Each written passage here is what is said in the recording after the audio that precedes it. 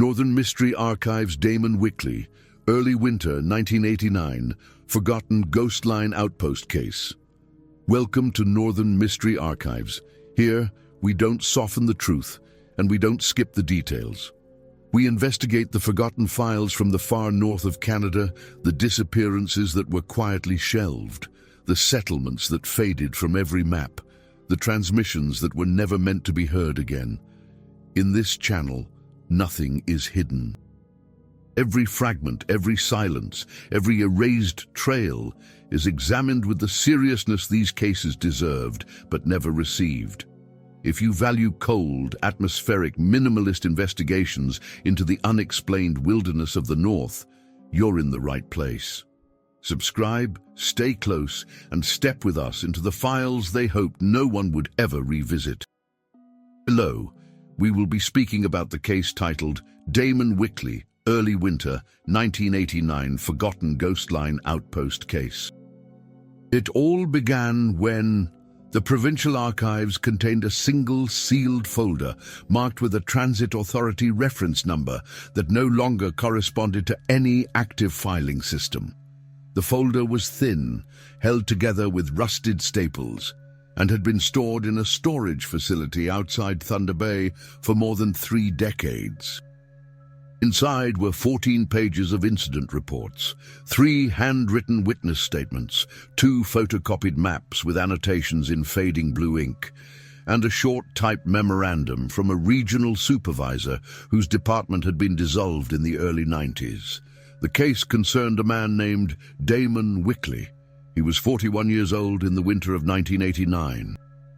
He worked as a maintenance contractor for a remote communications relay station situated along what was informally called the Ghostline Corridor, a stretch of wilderness in northern Ontario where old telegraph routes had been converted into microwave relay points during the Cold War era. These stations were mostly automated, requiring only periodic inspection and minor repairs.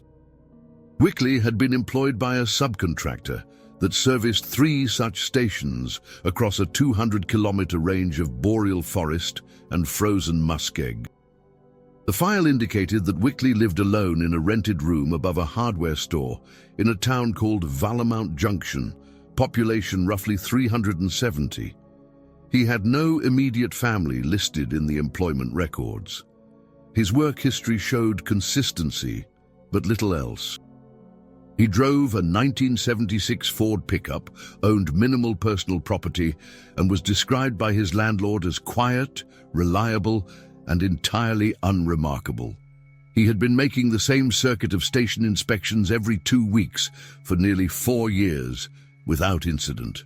In early November of 1989, Wickley was scheduled to conduct a routine inspection of Relay Station 14, the northernmost point in his route.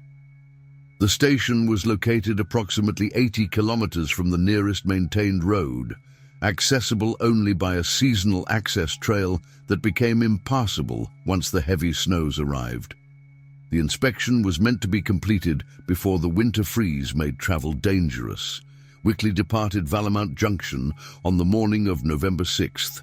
He signed out a company radio, took a standard toolkit, 2 jerry cans of fuel, and enough provisions for 3 days. He never returned. The first indication of a problem came 9 days later when the subcontractor's regional office attempted to contact Wickley by radio and received no response.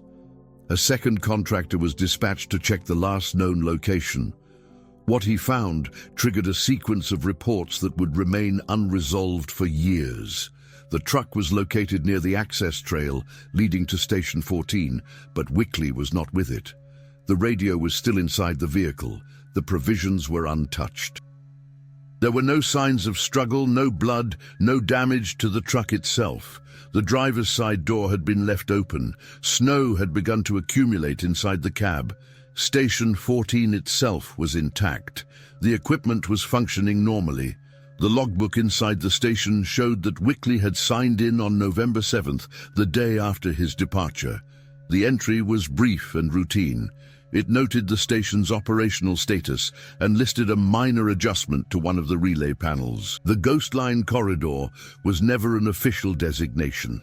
It appeared on no tourist maps and was referenced only in outdated infrastructure documents from the 1960s and 70s. The name came from telecommunications workers who serviced the route during its operational years. They called it the Ghostline because the signals passed through miles of uninhabited wilderness where no towns existed, no roads led, and no human presence could be sustained year-round. The relay stations were built to transmit military and governmental communications across northern Canada during a period of geopolitical tension that has since faded into history. By the late 80s, most of these stations were obsolete, kept online only as backup infrastructure for provincial emergency services. Relay Station 14 was situated on a low granite ridge overlooking a frozen marshland basin.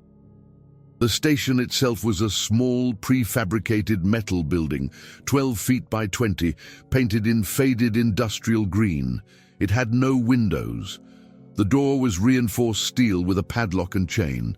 Inside was a single room containing the relay equipment, a workbench, a folding chair, a propane heater, and a logbook chained to the wall.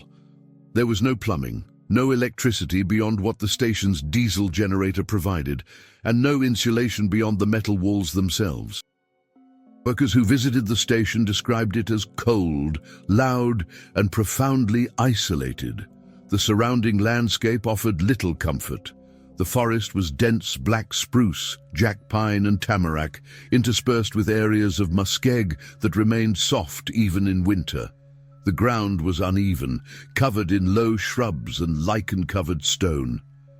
In November, the first snows had begun to settle, but the ground had not yet fully frozen. Travel through this terrain was slow and difficult. The access trail that led to Station 14 was little more than a pair of tire ruts worn into the forest floor by years of irregular vehicle traffic. During the winter months, the trail became impassable. Snow accumulated in drifts that could reach several feet, and the muskeg beneath would freeze unevenly, creating pockets of unstable ground. The nearest settlement to Station 14 was a place called Pinewood Siding, a former railway depot that had been abandoned in the 1950s. It sat roughly 30 kilometers south of the station, accessible by the same deteriorating trail system. Pinewood Siding consisted of 3 collapsed wooden structures, a rusted water tower, and the remnants of a rail platform that had been torn up for scrap decades earlier. No one lived there. Hunters occasionally used the area as a waypoint during the fall season, but by November even they had withdrawn. Beyond Pinewood Siding, there was nothing. The forest continued north for hundreds of kilometers, unbroken except by frozen rivers and lakes that had no names on any map. Damon Wickley had traveled this route many times. The file contained notes from his previous inspections, all of which were brief and procedural. He documented equipment status, fuel levels, and minor repairs. His entries were concise and factual. There was no indication that he found the work unusual or troubling. The only personal remark appeared in a log entry from the previous spring, where he noted that he had seen a moose near the trail and had waited 30 minutes for it to move before continuing. That was the extent of his recorded observations about the region. The regional office that employed Wickley's subcontracting company operated out of a small administrative building in Sioux Lookout, more than 400 kilometers south of Station 14. Communication with contractors in the field was conducted by radio on a scheduled basis. Wickley was expected to check in every evening during his inspection trips. On the night of November 6th, he made contact as scheduled and reported that he was halfway to the station. His transmission was clear. He stated that weather conditions were stable and that he anticipated reaching Station 14 the following morning. He signed off at 18:43 hours. That was the last confirmed communication.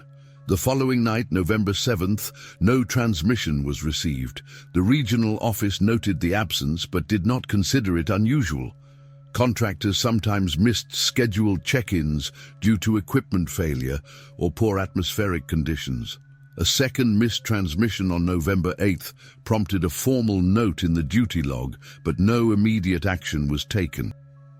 It was only after Wickley failed to return to Valemount Junction by his expected date that concern escalated. By then, 9 days had passed since his last confirmed contact. The landscape itself seemed to resist inquiry. The forest was silent in a way that felt deliberate. Workers who had been to Station 14 before described the area as oppressive, not because of any specific danger, but because of the total absence of movement.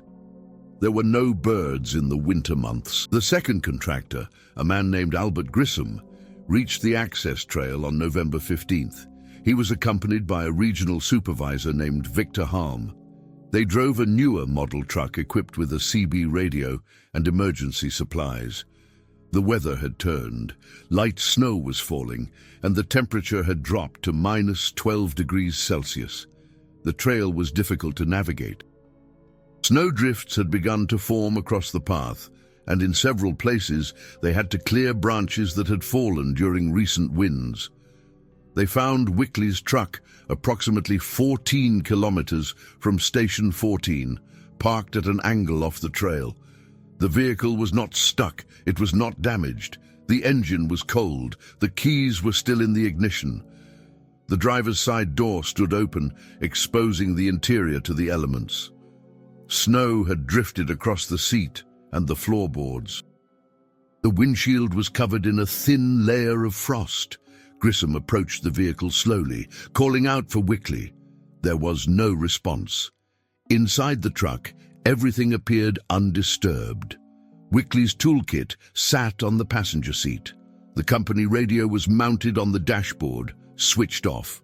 The 2 jerry cans of fuel were secured in the truck bed, still full. A canvas bag containing food supplies was on the floor behind the driver's seat. The food had not been touched. A thermos lay on its side near the gear shift, empty. There were no signs of struggle, no blood, no torn fabric, no indication of violence. The only unusual element was the door. It had been left open deliberately, not blown open by wind. The hinges were intact, the latch was undamaged. Grissom and Halm conducted a preliminary search of the immediate area. They walked in expanding circles around the vehicle, looking for tracks, disturbances in the snow, or any indication of where Wickley might have gone. The snow cover was thin and uneven, revealing patches of frozen ground and exposed roots. They found no clear footprints. There were faint impressions near the truck that might have been boot marks, but they were too degraded to follow. The forest around them was silent. Halm called out several more times. His voice carried briefly and then disappeared into the trees. They decided to continue to Station 14. The trail became narrower as they progressed. In places, the trees closed in so tightly that branches scraped the sides of the truck. They drove slowly, scanning the forest on either side for any sign of Wickley. The light was fading. By the time they reached the station, it was nearly dark. Station 14 appeared exactly as it should have. The building was locked. The chain and padlock were in place. Grissom used the master key to open the door. Inside, the air was cold and smelled faintly of diesel and dust. The generator was off. The relay equipment was silent. Everything was in order. The logbook was chained to the wall beside the workbench. Grissom opened it and read the last 2 entries. The first entry was Wickley's. It was dated November 7th and recorded in his usual handwriting. The entry noted that the station was operational and that he had adjusted a panel connection on the primary relay. The language was routine. There was nothing unusual. But beneath it was the second entry, the one that would dominate the investigation for months afterward. The second entry was written in a different hand. The letters were large, uneven, and pressed hard into the page. The pencil had torn the paper in places. The entry was dated November 8th, the day after Wickley's arrival. It read, "He walked north and did not stop." Harms stared at the words. He asked Grissom if Wickley's handwriting sometimes changed. Grissom said it did not. Harm asked if there was any possibility that another contractor had been in the area. Grissom said there was not. The region was assigned exclusively to Wickley. No other personnel had authorization to enter Station 14 during that period. The company's records would have shown any additional deployment. They searched the station thoroughly.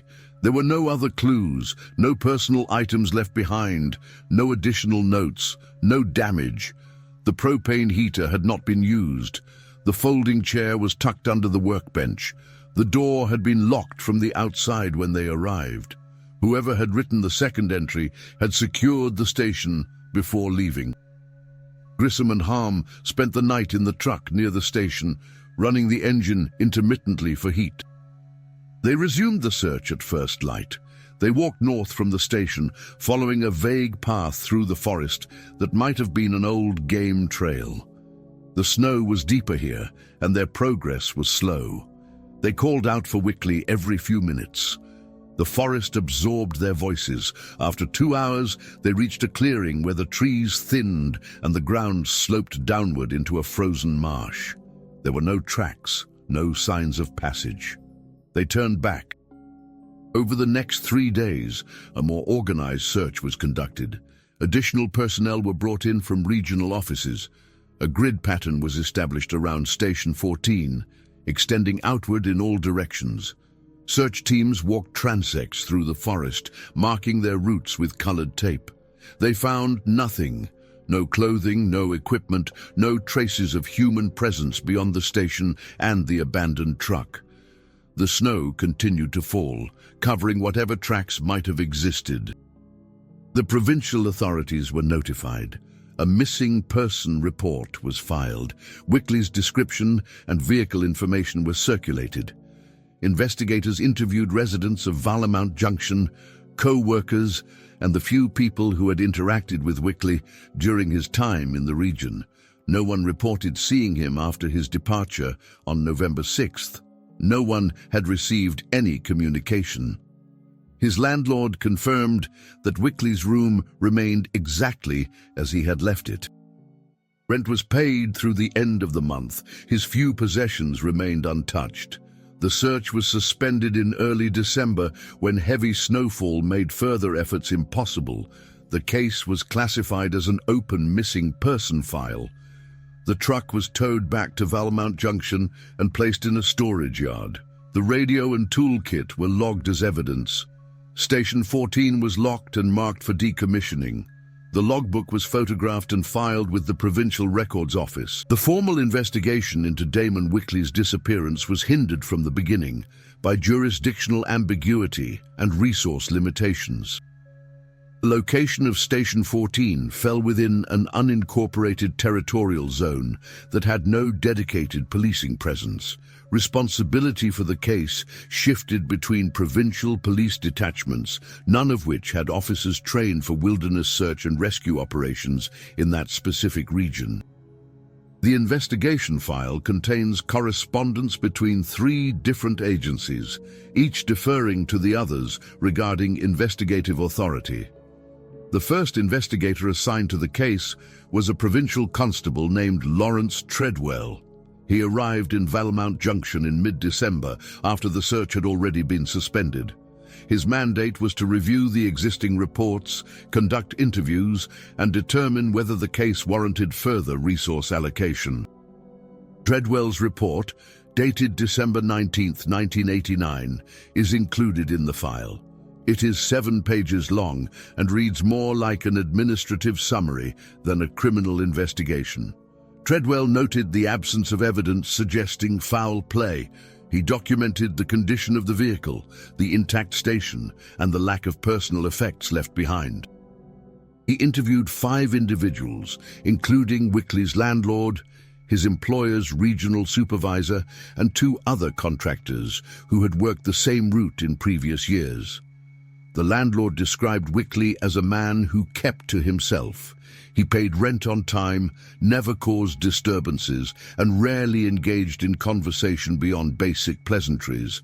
The landlord had no knowledge of Wickley's personal life, his family background, or his reasons for choosing such isolated work. He noted that Wickley had no visitors during his tenancy and received no mail other than occasional company correspondence. When asked if Wickley had seemed troubled or unusual in the days before his departure, the landlord said he had not. Wickley had been calm, methodical, and entirely consistent with his normal behavior. The regional supervisor, Victor Harm, provided a more detailed account. He stated that Wickley had been a reliable employee with no history of missed shifts, safety violations, or complaints. His work was thorough and professional. Halm emphasized that the route to Station 14 was well within Wickley's capabilities and that he had completed the same inspection more than 20 times without incident. Halm also addressed the second logbook entry, the one written in the unfamiliar hand. He stated unequivocally that no other personnel had been authorized to access the station during that period. He reviewed deployment schedules and confirmed that no other contractors were in the region. He speculated that the entry might have been written by a transient or a hunter who had stumbled upon the station, but he acknowledged that the station had been locked when discovered, which contradicted that theory. Treadwell interviewed the two other contractors. Both confirmed that the Ghostline corridor was desolate and difficult to navigate, particularly in early winter. One of them mentioned that he had always disliked the route, describing it as unnervingly quiet. He said the silence felt wrong, though he could not articulate why. The second contractor, who had worked the route before Wickley took over, recalled that Station 14 had a reputation among workers. He said some of the older technicians refused to go there alone. When pressed for details, he said it was nothing specific, just a feeling. He mentioned that equipment at the station sometimes malfunctioned for no clear reason, and that the logbook had occasionally contained entries that seemed out of place or contextually strange, though he could not provide examples. Treadwell's report concluded that there was insufficient evidence to classify the disappearance as anything other than a missing person case involving possible environmental exposure or disorientation. He noted that the region's terrain and weather conditions made accidental death a plausible explanation. He recommended that the case remain open, but flagged it as low priority for active investigation. He acknowledged the logbook entry as unusual, but suggested it might have been a misdated note from a previous visit or a prank by an unknown third party. His final recommendation was to wait until spring, when snowmelt might reveal additional evidence. No follow-up investigation occurred. The file was transferred to a provincial records office in Thunder Bay and placed in inactive storage. No further searches were conducted, no additional interviews were performed. Wickley's truck was eventually sold at auction. His personal belongings were disposed of after his landlord claimed them as payment for unpaid rent and storage fees. But the case did not entirely disappear. In the years following Wickley's vanishing, other incidents in the Ghostline corridor began to accumulate.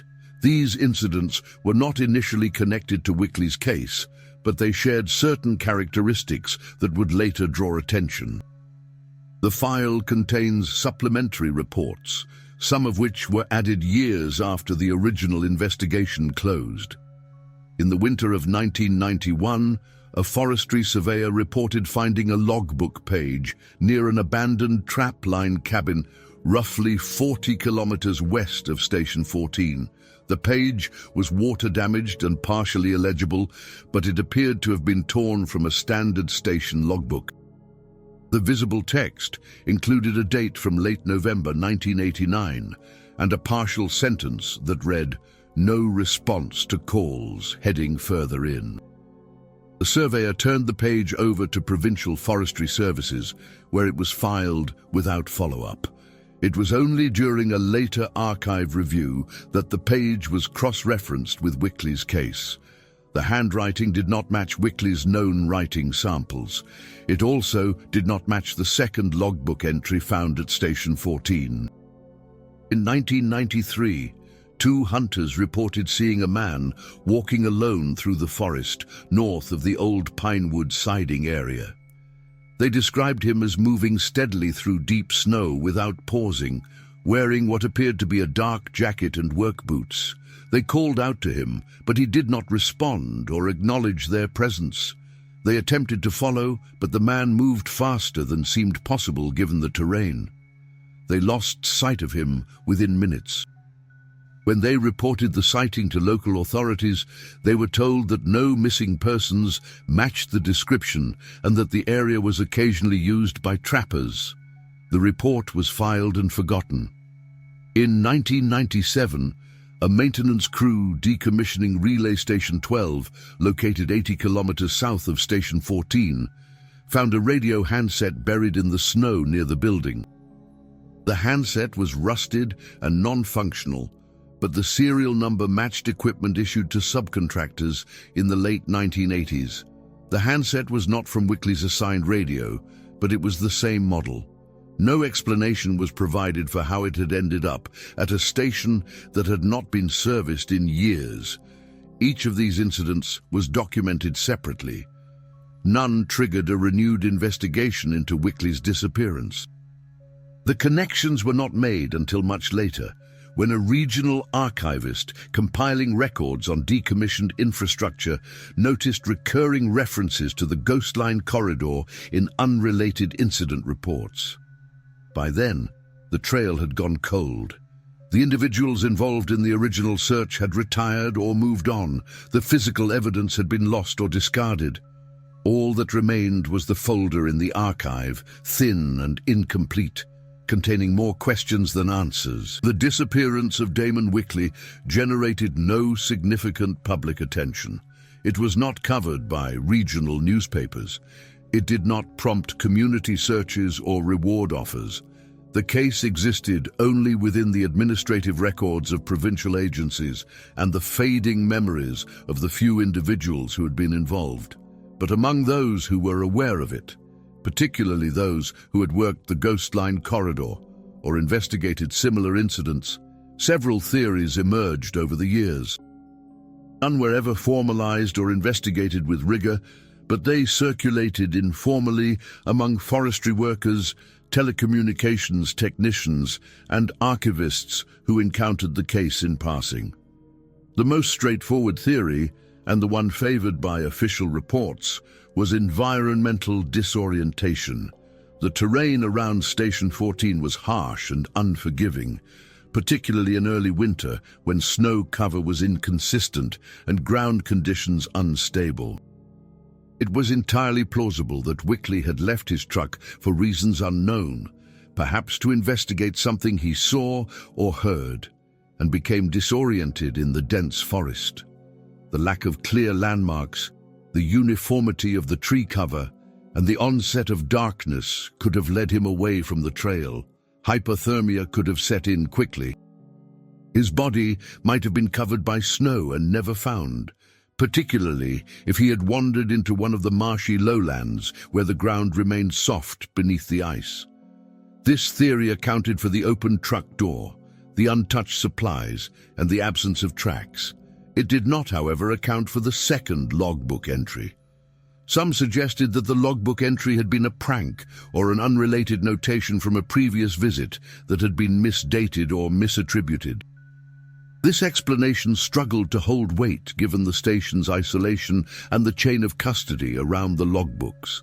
Each station logbook was supposed to be completed in sequence, with no pages removed or entries backdated. The entry's phrasing, "He walked north and did not stop," was also difficult to dismiss as casual or accidental. It read more like an observation than a mistake. A second theory focused on the possibility of a third party being present in the region. Perhaps Wickley had encountered someone near the station, another traveler or a transient who had taken shelter in the area. This person might have written the entry, either as a warning or as a record of what they had witnessed. If Wickley had left the truck to investigate something or to render assistance, he might have been led away by this unknown individual. The theory suggested that Wickley could have been the victim of foul play, though no evidence of violence was found. The locked station door and the lack of disturbance argued against this, but proponents of the theory pointed out that absence of evidence was not evidence of absence. The wilderness could have concealed a crime with ease. A third theory, rarely spoken aloud but present in several handwritten margin notes found in archived reports, suggested that Wickley's disappearance was voluntary. Perhaps he had intended to vanish, to walk away from his life and start over elsewhere. This theory was difficult to support. Wickley had left behind his vehicle, his tools, and his supplies. He had taken nothing with him. His financial records showed no unusual withdrawals or preparations. He had no known debts, no legal troubles, no obvious motive for fleeing. Those who had known him described a man with no apparent dissatisfaction, no expressed desire for change. If he had wanted to disappear, he had chosen a method that left no trail and no safety net. Then there were the less conventional theories. Some workers who had spent time in the Ghostline corridor spoke of the area in terms that bordered on superstition. They described it as a place where directions felt wrong, where time seemed to stretch, where the forest itself seemed aware of their presence. These descriptions were always vague, never substantiated, and often dismissed as the product of isolation and long hours in an unforgiving environment. But the consistency of these accounts was notable. Multiple individuals, working in different years and with no contact with each other, reported similar sensations. They spoke of paths that seemed to shift, of sounds that carried from impossible distances, of moments where the landscape felt as though it were watching. There was also the matter of the lights. Several reports dating back to the 1970s mentioned unexplained lights seen in the region north of Station 14. Forestry crews, hunters, and aircraft pilots had reported brief flashes of light in areas where no roads, structures, or settlements existed. The lights were usually described as white or pale blue, visible for only seconds before vanishing. They did not correspond to known aircraft, vehicles, or natural phenomena. One pilot's report from 1983 noted a series of lights moving in a straight line across the forest canopy, too fast to be ground-based. No explanation was ever provided. Some speculated that the lights were related to old military installations or covert testing facilities rumored to exist in the northern wilderness.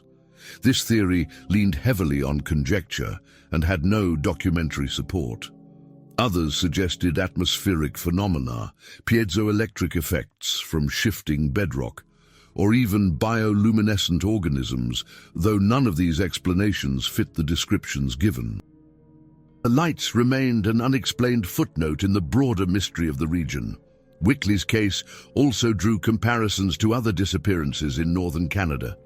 The archive file contained a brief memo, undated and unsigned, that referenced 3 other cases involving individuals who had vanished in remote wilderness areas under similar circumstances.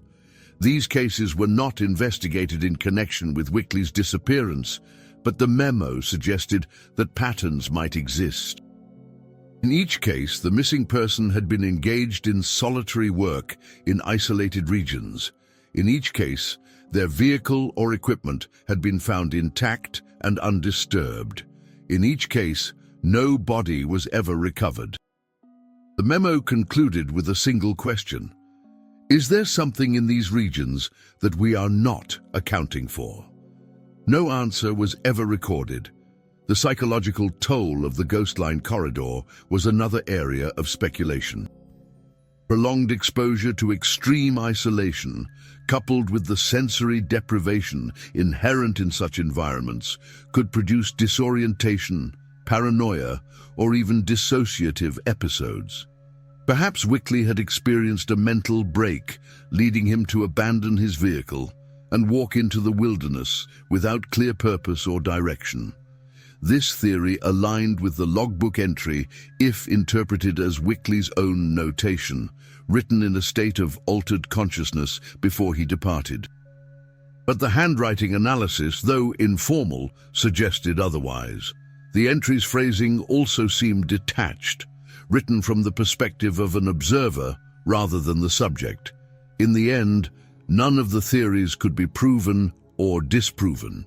The case remained suspended in ambiguity, a collection of fragments that resisted coherent explanation. The file on Damon Wickley was officially closed in 1992, 3 years after his disappearance. The closure was procedural rather than conclusive. No body had been found. No new evidence had surfaced. The case was reclassified as a cold missing person file and transferred to long-term provincial storage.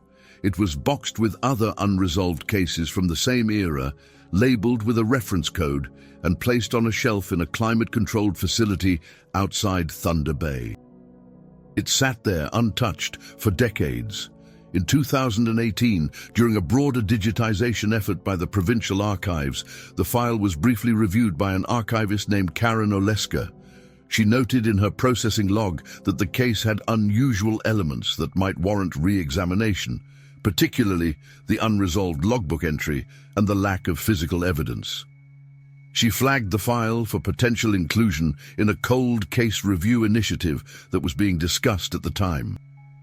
The initiative never materialized due to budget constraints. The file was scanned, indexed, and returned to storage. Station 14 was decommissioned in 1994.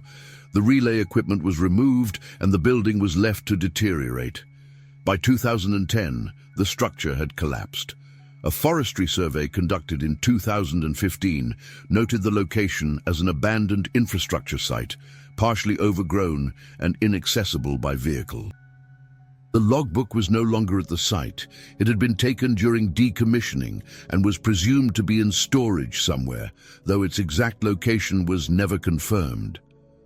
Wickley's truck, sold at auction in 1990, changed hands several times before being scrapped in 2003. The company radio and toolkit were disposed of during an office relocation in the mid-90s. His personal belongings, minimal as they were discarded by his landlord after a year of non-payment. No family came forward to claim them. No one inquired about his fate. The Ghostline corridor itself continued to exist in obscurity. The relay stations that remained were eventually replaced by satellite technology. The trails fell into disuse. The forest reclaimed the paths. The few people who ventured into the region in later years were usually researchers, hunters, or adventurers seeking solitude. Most had no knowledge of Wickley or the other incidents that had occurred there. The landscape offered no markers, no memorials, no acknowledgement of what had been lost, but the questions persisted. In online forums dedicated to unexplained disappearances, Wickley's case occasionally surfaced, discussed by amateur researchers who had stumbled across scanned documents or archived reports. They debated the logbook entry, speculated about the lights, and wondered whether the case might be connected to other vanishings in similar regions. No consensus was ever reached. The discussion threads eventually went quiet, archived themselves, and faded into the background noise of the internet. There were those who believed that Wickley was still out there, in some form, walking through the forest that had swallowed him. This belief was not rooted in evidence, but in the persistent sense that the northern wilderness held its own logic, its own rules, and that those who entered it unprepared or unwelcome might never leave. Others believed he had simply died, alone and cold, his body hidden beneath snow and moss, decomposing slowly in a place where no one would ever think to look. The file itself offered no comfort. It was a collection of incomplete narratives, fragmented observations, and unanswered questions. It documented a man who had lived a quiet, unremarkable life and had vanished without explanation in a place where explanations were scarce. It recorded the efforts of those who had tried to find him and the eventual resignation when those efforts failed. It preserved a moment of absence, a gap in the record that could never be filled. In the end, Damon Wickley became another name in a long list of people who had walked into the northern wilderness and never returned. His case was no more or less mysterious than dozens of others, but it carried with it a particular weight, a sense that something deliberate had occurred, that the forest had taken him not by accident, but by design. Whether that sense was justified or merely the projection of human need for meaning in the face of randomness remained unknowable.